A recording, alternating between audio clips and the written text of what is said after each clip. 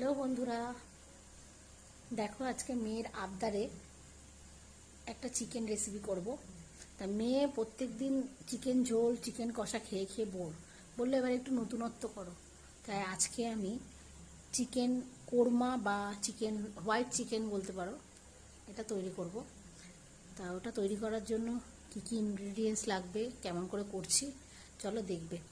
আর এনাকে দেখো, ইনি হচ্ছে আমাদের বাড়ির সদস্য, মেন সদস্য যাকে বলে, মানে ওর জ্বালায় কেউ আমাদের বাড়িতে আসতে পারে না, এই যে।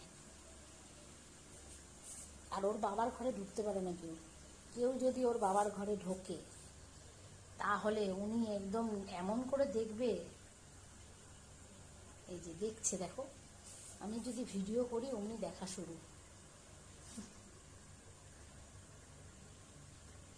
তাহলে চলো রেসিপিটা তোমাদের সঙ্গে শেয়ার করি। প্রথমে একটা কড়াতে তেল গরম করে নেব। পুরো মানে রান্নাটাই সাদা তেলে হবে। তার মধ্যে পেঁয়াজ দিয়ে দেবো, 1.5 মতন পেঁয়াজ আমি ভাজবো। প্রচণ্ড লাল লাল করে ভাজতে হবে, অনেকটা তেল দিয়ে ভাজলে এটা ভালো হয়। এটা বেরেস্তা তৈরি করব। পেঁয়াজটা বেরেস্তা হয়ে গেছে, এই অবস্থায় তুলে নেব।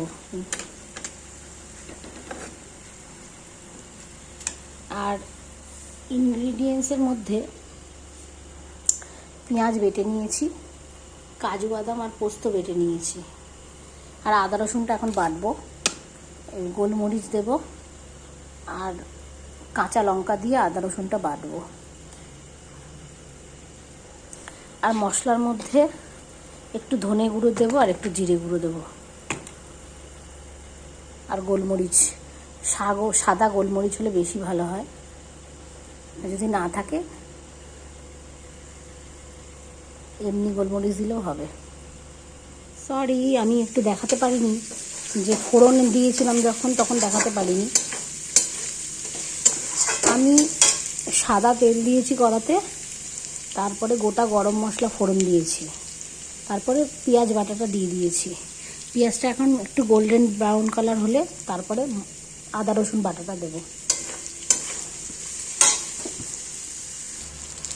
পেঁয়াজটা মোটামুটি ভাজা হয়ে গেছে, এবার আদা রসুন বাটাটা দিয়ে দেবো।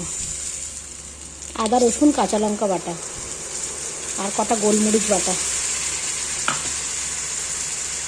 কয়েকটা গোলমরিচ দিয়েছি। আমি এই রান্নাটাতে হলুদ ইউজ করব না, তার জন্য কোনো লাল লঙ্কাও ইউজ করিনি।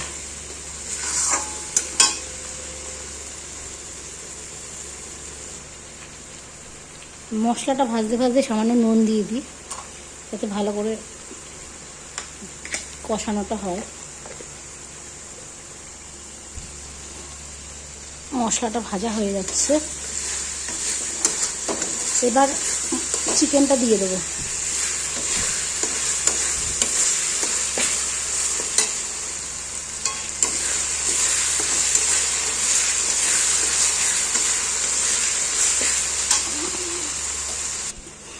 ফ্রেশ চিকেনটা দিয়ে দিলাম।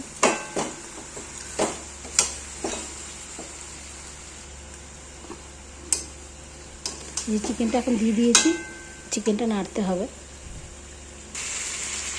চিকেনটাকে আমি ভালো করে নেড়ে দিয়েছি, এই অবস্থাতে চিকেনটা একটু ঢাকা দিয়ে দেবো।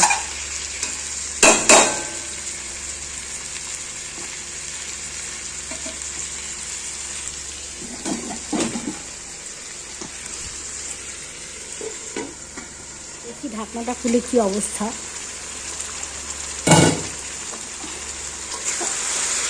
জল বেরিয়ে গেছে চিকেন থেকে।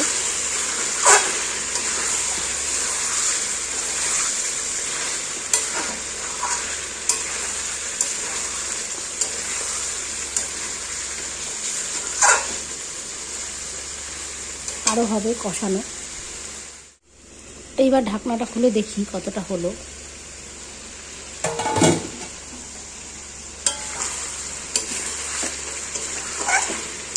আদা রসুন দিয়ে মোটামুটি কষানো হয়ে গেছে চিকেনে। এর মধ্যে এখন নুন আগে দিয়েছিলাম, আর একটু নুন দিয়ে দেবো।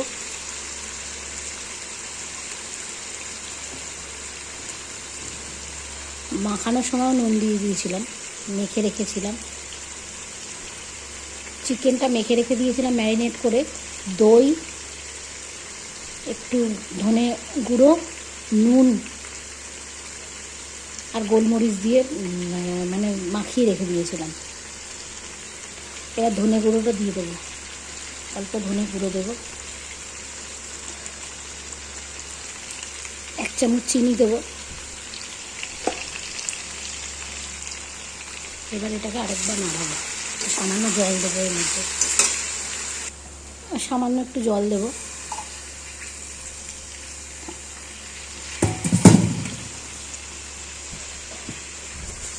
এই আঁচটা ফুল আছে।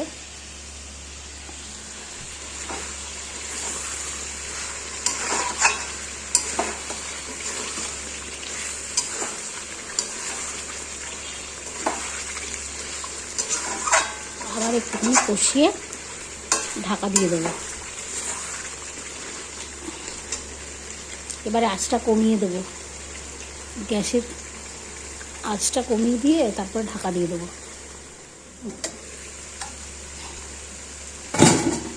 মাংসটা মোটামুটি হয়ে এসছে, কিছুটা হবে আরও। এই পর্যায়ে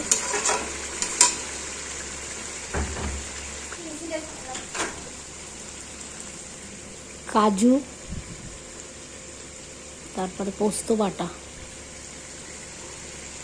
ওটা দিয়ে দেবো।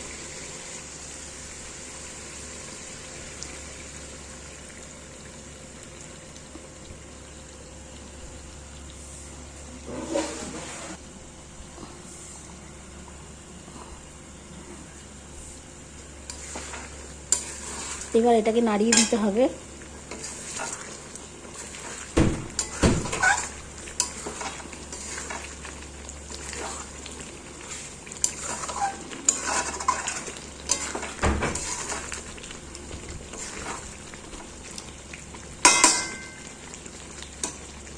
এবার এটা ঢাকা দিয়ে দেবো।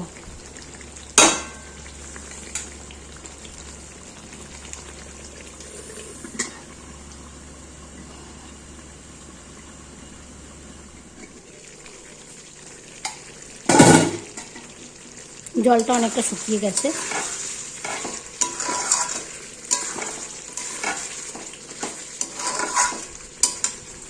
এইবার এর মধ্যে একটু ঘি দিয়ে দেবো।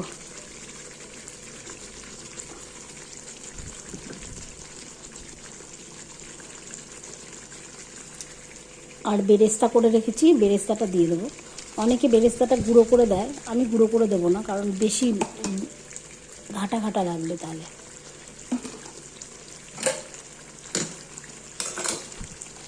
আর একটু কসুরি মেথি রোস্ট করে রেখেছিলাম, ওটা দিয়ে দিলাম।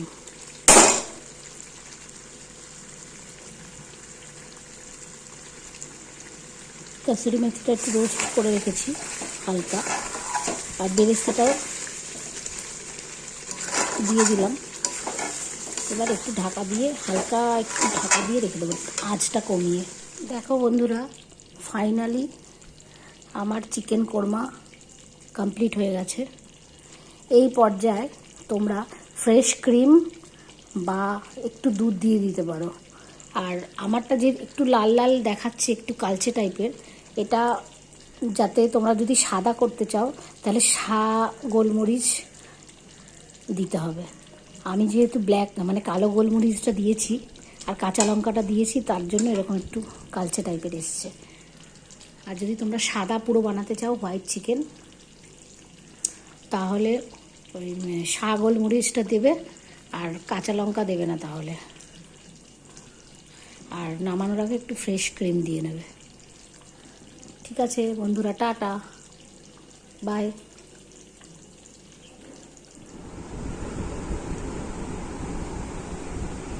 দেখো বন্ধুরা, ফাইনালি আমার সার্ভ করা হয়ে গেছে। আমার মেয়ে খাবে, দেখতে কেমন হয়েছে।